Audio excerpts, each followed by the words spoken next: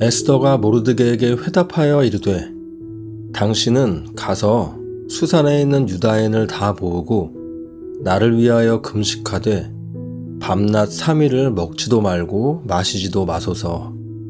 나도 나의 시녀와 더불어 이렇게 금식한 후에 규례를 어기고 왕에게 나아가리니 죽으면 죽으리이다 하니라. 모르드게가 가서 에스더가 명령한 대로 다 행하니라. 죽으면 죽으리다라는 에스더의 고백은 에스더서에서 가장 유명한 구절입니다. 그리고 이런 에스더의 희생적인 모습이 예수님의 희생적인 모습을 보여준다고도 많이 알려져 있습니다. 저희가 그렇게 해석하고 저희의 삶에 적용하는 것은 예수님께서 구약 성경 전체가 자신을 증언하는 것이라고 말씀하셨기 때문입니다.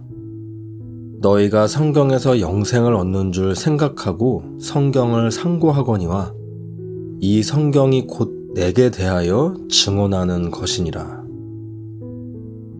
그래서 저희는 에스더나 룻이나 보아스나 다윗이나 사무엘의 이야기를 들으며 그들의 공로와 은혜를 기리는 것이 아니라 그들의 모습 속에서 예수님의 공로와 은혜를 기리는 것입니다.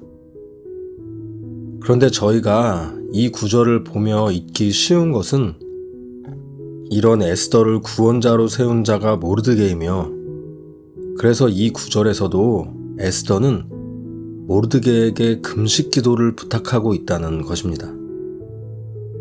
그래서 사실 에스더 4장 전반부의 내용은 모르드게가 백성들을 위해 애통해야 하는 모습이고 4장 후반부의 내용은 모르드게가 그 백성들을 위해 에스더를 중보자이자 구원자로 세우는 모습입니다.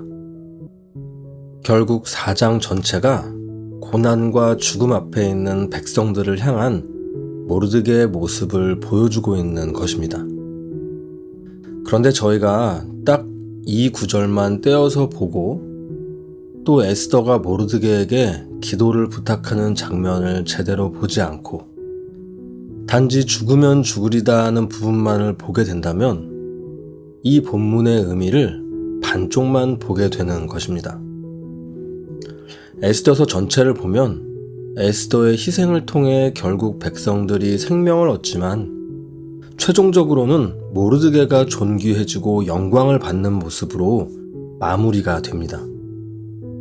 이것은 에스더서가 보여주고자 하는 것이 단순히 백성들의 육적 생명을 구원하는 데 있지 않고 에스더의 아버지인 모르드게가 존귀해지고 영광을 회복하는 것에 있다는 것을 알 수 있습니다.